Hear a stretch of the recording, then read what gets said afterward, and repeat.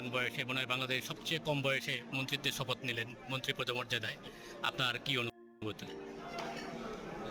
অনেক শহীদের রক্তের বিনিময়ে অনেক আহত বন্ধুদের হাসপাতালে চিকিৎসারত অবস্থায় আজকে আমাদেরকে দেশের স্বার্থে জাতির স্বার্থে সরকারের দায়িত্বে আসতে হয়েছে।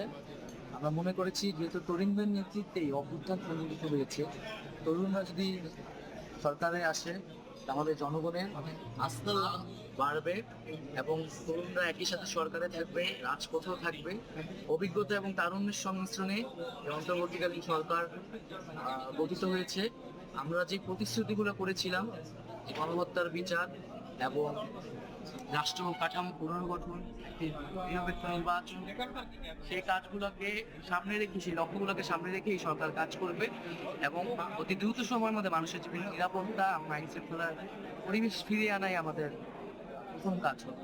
রাষ্ট্রিক সংস্কারের জন্য তো সবচেয়ে ইম্পর্টেন্ট বিষয় হচ্ছে সংবিধানে হাত দিতে হবে, কিন্তু আপনাদের তো সেই ম্যান্ডেট নাই, তাহলে সেটা কিভাবে সম্ভব? আমরা মনে করি এটি অভ্যুত্থানের ভিতর দিয়ে সরকার গঠিত হয়েছে। আমরা কিন্তু কেবল ক্ষমতা হস্তান্তরের জন্য, একটি গোষ্ঠীর কাছে ক্ষমতা পৌঁছে দেওয়ার জন্য এই অভ্যুত্থানে মানুষ এত শহীদ হয়নি, রক্ত দেয়নি। মানুষ একটি নতুন বাংলাদেশ পাবে, নতুন রাজনৈতিক বন্দোবস্ত পাবে, সেই আশা থেকেই উঠে করেছে।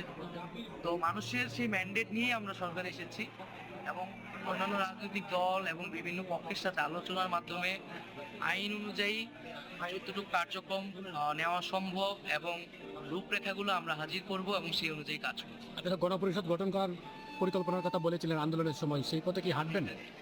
আমরা এই বিষয়ে খুব দ্রুত সময়ের মধ্যেই সকল রাজনৈতিক দল, আইনজ্ঞ, সংবিধান বিশেষজ্ঞ বসে এটার একটা প্রস্তাবনা হয়তো তৈরি করব। এই সরকারের মেয়াদ কতদিন হতে যাচ্ছে? এই সরকারের মেয়াদ সম্পর্কে এখনই বলা যাচ্ছে না, কারণ নির্বাচনের আগে আসলে নির্বাচন কমিশন থেকে শুরু করে রাষ্ট্রীয় কাঠামোর সংস্কার প্রয়োজন এবং আইন শৃঙ্খলার পরিবেশ থেকে যে কাঠামোটি ভেঙে গিয়েছে সেটিকে আবার নতুন করে তৈরি করা, সেটির জন্য আমাদের হয়তো একটা সময় লাগবে।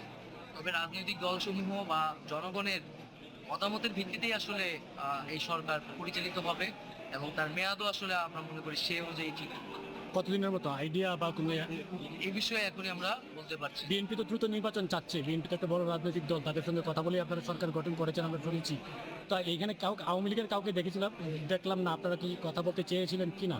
না, আমরা তো বলেছিলাম যে ফ্যাসিস্টদের যারা সমর্থক তারা এই সরকারি স্থান পাবে না এবং তাদের এখনো বিচার হয় নাই এবং শেখ হাসিনা দেশ ছাড়ে পালিয়েছে। অবশ্যই আগে ফ্যাসিজমের সাথে যারা জড়িত তার বিচার, গণহত্যার যারা দণ্ডিত, যারা হচ্ছে অপরাধী, তাদের বিচার আগে করতে হবে। তারপরে তারা এই দেশে রাজনীতি করতে পারবে কি পারবে না, বা তারপর তার সাথে আলোচনার পথটি পরিষ্কার হবে। তাহলে কি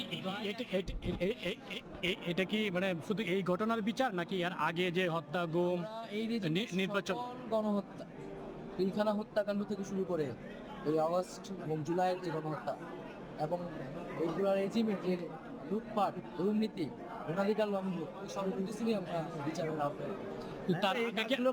তার আগে কি মনে হয় না যে আপনার পার্লামেন্ট গঠন করে একটা ফরমেশনের ভিতর দিয়ে গিয়ে এই কাজগুলো করলে ভালো হতো, সংবিধান সংশোধন করে? আমরা কিন্তু এই গণঅভ্যুত্থানের প্রতিশ্রুতি ছিল এই গণহত্যা থেকে শুরু করে সরকারের দুঃশাসনের বিচার করতে হবে। তো অন্তত আমরা কিন্তু সেটা একটা টুকু কমিশন হতে পারে বা একটা কমিশন হতে পারে, তো একটা প্রাথমিক উদ্যোগ কাজগুলা এই সরকারের থেকেই শুরু করে দিতে হবে।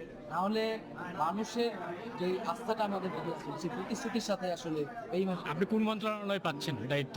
এই বিষয়ে আমরা প্রধান উপদেষ্টা সহ অন্যান্য উপদেষ্টা এক্ষেত্রে আপনার চ্যালেঞ্জগুলো কি মনে করেন প্লিজ, যদি চ্যালেঞ্জগুলো একটু? চ্যালেঞ্জ হচ্ছে যে বাংলাদেশের মানুষ অনেক দিন ধরে ভোটাধিকার থেকে শুরু করে রাজনৈতিক যেটাকে বলে একটা বিরাজনীতিকরণ বাংলাদেশে ঘটেছে, কিন্তু অভ্যুত্থানের ভিতর দিয়ে তো কারণ জেগে উঠেছে